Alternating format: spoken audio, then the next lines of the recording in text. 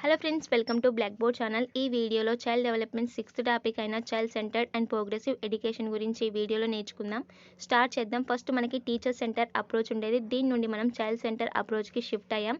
ఎందుకు teacher centre approach నుండి shift అయ్యామంటే teacher centre అప్రోచ్లో పిల్లవాడికి ఎలాంటి ఇంపార్టెన్స్ అనేది ఇవ్వబడలేదు. పిల్లవాడి దగ్గర ఎలాంటి జ్ఞానం లేదు. అతడు ఒక ఎంటీగా భావించడం జరిగింది. టీచర్ వద్ద ఉన్న నాలెడ్జ్ని పిల్లల్లో షిఫ్ట్ చేయడం మాత్రమే టీచర్ సెంటర్ అప్రోచ్లో జరిగింది. పిల్లలు దేనిపైన ఫోకస్ చేశారంటే ఏదైతే టీచర్ చెప్తాడో అది మాత్రమే పిల్లవాడు వినాలి, దాన్నే మెమొరైజేషన్ చేయాలి, ఇన్ఫర్మేషన్ని రీకాల్ చేస్తూ ఉండాలి. పిల్లవాడు కేవలం జ్ఞానాన్ని గ్రహించే విధంగా మాత్రమే ఉండాలి. అతడు దేనిపైన డౌట్స్ వచ్చినా అడగకుండా కేవలం క్వశ్చన్ ఆన్సర్స్ మాత్రమే అడిగేలా రిస్ట్రిక్టెడ్ అనేది టీచర్ సెంటర్ అప్రోచ్లో చేశారు. టీచింగ్ ఎన్విరాన్మెంట్ని కూడా ఫార్మలైజ్డ్ చేయడం జరిగింది. టీచర్ సెంటర్ రోల్లో ఉండి పిల్లవాడి పర్స్పెక్టివ్ని అర్థం చేసుకోవడం అనేది టీచర్ సెంటర్ అప్రోచ్లో జరగలేదు. పిల్లవాడికి ఎలాంటి ఇంపార్టెన్స్ కానీ ఈ టీచర్ సెంటర్ అప్రోచ్లో ఇవ్వలేదు. కాబట్టి పిల్లవాడు ఎప్పుడైతే పిల్లవాడిలో లెర్నింగ్ జరగాలంటే, పిల్లవాడు ఫ్లోరిష్ అవ్వాలంటే అతడు అకౌంటబిలిటీగా ఉండాలి, ఎంక్వైరీ చేయాలి, డిస్కషన్ చేయాలి, కొలాబరేట్ అవ్వాలి, క్రియేషన్ చేయాలి, రిఫ్లెక్ట్ చేయగలగాలి. అప్పుడు మాత్రమే పిల్లవాడు డెవలప్ అవ్వగలుగుతాడు. లెర్నింగ్ అనేది పిల్లవాళ్ళు జరుగుతుందనేసి భావించి దీని నుండి మనం చైల్డ్ సెంటర్ అప్రోచ్కి షిఫ్ట్ అయ్యాం. టీచర్ సెంటర్ అప్రోచ్లో పిల్లవాడిని ఎంటీ రసెల్గా భావించేవారు, ఎంటీ బాటిల్గా భావించేవారు. ఉపాధ్యాయుడు జ్ఞానంతో నిండిన రసెల్ అయితే పిల్లవాడు ఎంటీ రసెల్గా భావించేవారు. ఇక్కడ బ్లూ కలర్లో కనిపిస్తున్న బాటిల్ ఏమో టీచర్, ఎంటీగా ఉన్న బాటిల్ ఏమో స్టూడెంట్. ఈ బ్లూ కలర్దేమో నాలెడ్జ్ అనమాట. ఆ నాలెడ్జ్ని ఆ ఎంటీగా ఉన్న స్టూడెంట్లోకి షిఫ్ట్ చేయడం మాత్రమే టీచర్ సెంటర్ అప్రోచ్లో జరిగింది. ఇలా అయితే పిల్లవాళ్ళలో జ్ఞాన నిర్మాణం జరగదు. అతడు స్వయంగా ఎదిగే లక్షణాలను కలిగి ఉన్నాడు. కాబట్టి ఆ ఆలోచన నుండి మనం చైల్డ్ సెంటర్ అప్రోచ్లోకి షిఫ్ట్ అయ్యాం. చైల్డ్ సెంటర్ అప్రోచ్లో పిల్లవాడిని ఎదిగే మొక్కగా భావించడం జరిగింది. ఎలా అయితే మొక్కకు మంచి నేల మరియు అవసరమైనప్పుడు నీరు అందినప్పుడు అది ఎలా అయితే స్వయంగా ఎదుగుతుందో పిల్లవాడు కూడా అలానే ఎదుగుతాడనేసి భావించడం జరిగింది. పిల్లవాడికి మంచి ఎన్విరాన్మెంట్, అవసరం ఉన్నప్పుడు హెల్ప్ అందిస్తే అతడు ఎదగగలుగుతాడు. స్వయంగా ఎదిగే లక్షణాలు పిల్లవాళ్ళలో ఉంటాయనేసి భావించడం జరిగింది. టీచర్ దీనికోసం ఫెసిలిటేటర్గా మాత్రమే ఉండాలి, జ్ఞానాన్ని అందించడం అనేది టీచర్ పని కాదు అనేసి చైల్డ్ సెంటర్ ఎడ్యుకేషన్లో భావించారు. టీచర్ సెంటర్ అప్రోచ్లో డైరెక్ట్ ఇన్స్ట్రక్షన్స్ ఉంటే, స్టూడెంట్ సెంటర్ అప్రోచ్లోకి వచ్చేసరికి ఎంక్వైరీ బేస్డ్ లెర్నింగ్, కోఆపరేటివ్ లెర్నింగ్కి ఎక్కువ ఇంపార్టెన్స్ అనేది ఇచ్చారు. చైల్డ్ సెంటర్ ఎడ్యుకేషన్ యొక్క దేనిపైన ఫోకస్ చేసిందంటే చిల్డ్రన్ని సెంటర్ రోల్ ఇచ్చింది. ఎడ్యుకేషన్లో స్టూడెంట్ని సెంటర్లో పెట్టడం జరిగింది. టీచర్ సెంటర్ అప్రోచ్లో టీచరే సెంటర్ రోల్లో ఉండేవాడు. పిల్లవాడికి ఎలాంటి ఇంపార్టెన్స్ అనేది లేదు. ఇక్కడ టీచర్ ఇంపార్టెన్స్ అనేది కొంచెం తగ్గిపోతుంది. స్టూడెంట్ అనేవాడు సెంటర్ రోల్లో ఉండడం జరుగుతుంది. పిల్లవాడి యొక్క కరెంట్ లైఫ్ మరియు ఎక్స్పీరియన్స్ పైన ఫోకస్ చేయడం జరిగింది. పిల్లవాడి ప్రజెంట్ లైఫ్ అనేది, ఎక్స్పీరియన్స్ అనేది మనకు తెలియనప్పుడు అతని నీడ్స్ కూడా మనకు తెలియవు. అలాంటప్పుడు మనం అతనికి హెల్ప్ చేయలేం. కాబట్టి పిల్లవాడి యొక్క కరెంట్ లైఫ్ ఏంటి, ఎక్స్పీరియన్స్ ఏంటో ఫస్ట్ తెలుసుకోవాలి. దానిపైన ఫోకస్ చేయడం జరిగింది. పిల్లవాడికి ఆపర్చునిటీస్, అవకాశాలు అనేవి ఇవ్వబడ్డాయి. ఎందుకంటే అతనిలో ఉన్న స్కిల్స్ని అతను డెవలప్ చేసుకోవడానికి అతనికి అవకాశాలు అనేవి ఇచ్చినప్పుడు మాత్రమే అతడు ఫ్లోరిష్ అవ్వగలుగుతాడు. కాబట్టి చైల్డ్ సెంటర్ అప్రోచ్లో దీనికి ఎక్కువ ఇంపార్టెన్స్ ఇచ్చారు. అలాగే పిల్లవాడికి ప్రతి ఒక్కరికి ఇండివిజువల్ ఐడెంటిటీ అనేది ఉంటుంది. దాన్ని ప్రతి టీచర్ దృష్టిలో ఉంచుకోవాలి. దాని ఆధారంగానే ప్రతి విద్యార్థికి డిఫరెన్షియేటెడ్ ఇన్స్ట్రక్షన్స్ ఇవ్వాలి. దాంతో పిల్లవాడు జ్ఞాన నిర్మాణాన్ని చేసుకోగలుగుతాడు. ప్రతి ఒక్కరికి మనం ఇంపార్టెన్స్ ఇచ్చినట్టు ఉంటుందనేసి చైల్డ్ సెంటర్ ఎడ్యుకేషన్లో ఫోకస్ చేశారు. ఇందులో మనకు ప్రోగ్రెసివ్ ఎడ్యుకేషన్లో ఫస్ట్ జాన్ డూయి గారు వస్తారు. ప్రోగ్రెసివ్ ఎడ్యుకేషన్ ఫాదర్గా జాన్ డూయి గారిని చెప్పొచ్చు. ఇతడు ఏం చెప్పాడంటే క్లాస్ రూమ్ రిలేషన్షిప్ అనేది డెమోక్రటిక్గా ఉండాలి. క్లాస్ రూమ్ అనేది ప్రజాస్వామిక వాతావరణాన్ని కలిగి ఉండాలి. టీచర్ పిల్లల్ని ఫెసిలిటేట్ చేస్తూ ఉండాలి. పిల్లవాడిని ఫ్లోరిష్ అవ్వగలగాలి. పిల్లవాడు క్వశ్చన్స్ అడగడానికి అవకాశాలు ఇవ్వాలి. పిల్లవాడు నేర్చుకోవడానికి అవకాశాలు ఇవ్వాలనేసి జాన్ డూయి చెప్పడం జరిగింది. ఇతడు పిల్లవాడు హార్ట్ మరియు హెడ్తో నేర్చుకునేటట్టు మనం ఇంపార్టెన్స్ అనేది ఇవ్వాలి. పిల్లవాడి హార్ట్ని మరియు హెడ్ని టేక్ కేర్ తీసుకోవాలని చెప్పడం జరిగింది. ఎలా అయితే పిల్లవాడు బాడీతో యాక్టివ్ అయి అతని మైండ్ ప్రజెంట్గా ఉండి నేర్చుకుంటాడో అప్పుడు మాత్రమే అతని లెర్నింగ్ అనేది బాగా జరుగుతుందనేసి జాన్ డూయి చెప్పారు.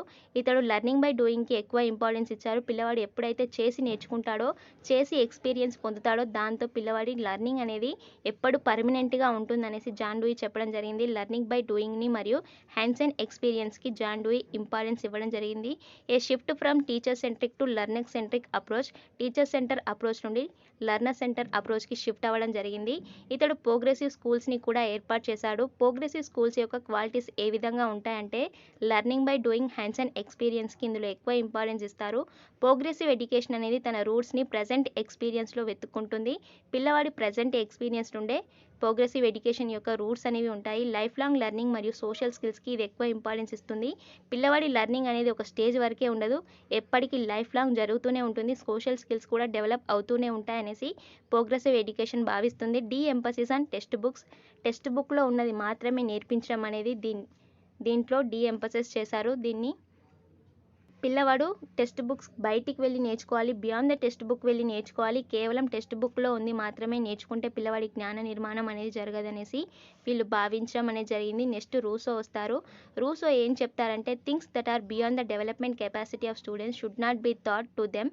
పిల్లవాడు స్టేజెస్లలో డెవలప్ అవుతాడు. ఏ విషయమైనా మనం పిల్లవాడికి నేర్పిస్తున్నామంటే అతని డెవలప్మెంట్ స్టేజెస్ని దృష్టిలో ఉంచుకొని, డెవలప్మెంట్ కెపాసిటీని దృష్టిలో ఉంచుకొని మనం బోధించాలి. అలా కాకుండా మనం అతని డెవలప్మెంట్ స్టేజెస్కి బయటికి తీసుకెళ్ళి బోధించినట్లయితే పిల్లవాడికి అర్థం కాదు. అతని స్టేజెస్లలో డెవలప్ అవుతాడు కాబట్టి ఆ స్టేజెస్ ఆధారంగా మనం బోధించినట్లయితే పిల్లవాడికి ప్రతి విషయం అర్థమవుతుందనేసి రూసో చెప్పారు. He attack the idea of child being evil. పిల్లవాడిని దయ్యంగా భావించేవారు. ఈ ఐడియా పైన ఇతను అటాక్ చేయడం జరిగింది. Children are purely good, they are innocent and pure. పిల్లవాళ్ళు నిజంగానే స్వచ్ఛమైన వాళ్ళు మంచివారనేసి రూసో చెప్పడం జరిగింది. పిల్లవాడికి అందించే ఎన్విరాన్మెంట్ని బట్టే వాడు నేర్చుకోవడం అనేది జరుగుతుందనేసి రూసో చెప్పాడు. The environment the child is a factor that how much he learn. పిల్లవాడికి ఎలాంటి వాతావరణం, ఎలాంటి ఎన్విరాన్మెంట్ అందుతుందో అలా అతను నేర్చుకుంటాడనేసి రూసో చెప్పడం జరిగింది.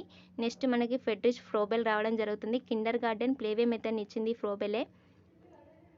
Froebel philosophy of education was based on idealism. ఇతని ఫిలాసఫీ ఎడ్యుకేషన్ అనేది దేనిపైన బేస్గా ఉందంటే ఐడియలిజం, ఆధ్యాత్మికత పైన బేస్ అయి ఉంది. ఇతడు ఆధ్యాత్మికతను ఎక్కువగా ఇంపార్టెన్స్ ఇచ్చాడు. మీలో అంతర్గతంగా కొన్ని విషయాలు ఉన్నాయి, వాటిని బయటికి తీసుకురావాలి, మీరే డివైన్ అనేసి ఇతడు భావించడం జరిగింది. మీరు డివైన్ని కలవడానికి వచ్చారు, డివైన్ని బయటికి తీయడానికి వచ్చారనేసి ఫ్రోబెల్ భావించాడు. He believed that every human being had spiritual essence, worth and dignity. ప్రతి ఒక్కరికి ఆధ్యాత్మిక విలువలు ఉంటాయి, డిగ్నిటీ ఉంటుందనేసి ఇతడు భావించాడు. This was the base of the kindergarten. ఇదే కిండర్ గార్డెన్కి బేసిస్గా చెప్పొచ్చు. కిండర్ గార్డెన్ అంటే a place for little ones to grow and blooms and be what they were destinate to be. ఈ కిండర్ గార్డెన్ అంటే ఏంటంటే ఎక్కడైతే పిల్లలు గ్రో అవ్వగలుగుతారో, బ్లూమ్స్ వాళ్ళు వికసించగలుగుతారో ఆ ప్లేస్ని మనం కిండర్ గార్డెన్ అని చెప్పొచ్చు. వాళ్ళు ఏం కావాలనుకుంటున్నారో అది వాళ్ళు అవ్వడానికి అవకాశం ఉన్న ప్లేస్ని కిండర్ గార్డెన్గా చెప్పొచ్చు. ఈ తర్వాత వచ్చేది ఎవరంటే మరియా మాంటిసోరీ. ఈమె ఒక ఫిజిషియన్. ఈమె ఏం బిలీవ్ చేసిందంటే ప్రతి ఒక్క హ్యూమన్ బీయింగ్ ఒకరు నేర్పించడం వల్ల నేర్చుకోలేరు, స్వయంగా మాత్రమే నేర్చుకోగలుగుతారు. ఏ హ్యూమన్ బీయింగ్ కూడా ఇంకో అతనికి నేర్పించలేడు, ఎడ్యుకేట్ చేయలేడు అనేసి మరియా మాంటిసోరీ భావించింది. He must do it himself or it will never be done. ఎవరైతే స్వయంగా చేయగలగాలి, లేకపోతే వాళ్ళు ఎప్పటికీ చేయలేరనేసి మరియా మాంటిసోరీ భావించింది. Montessori always emphasised that hands is the chief teachers of the child.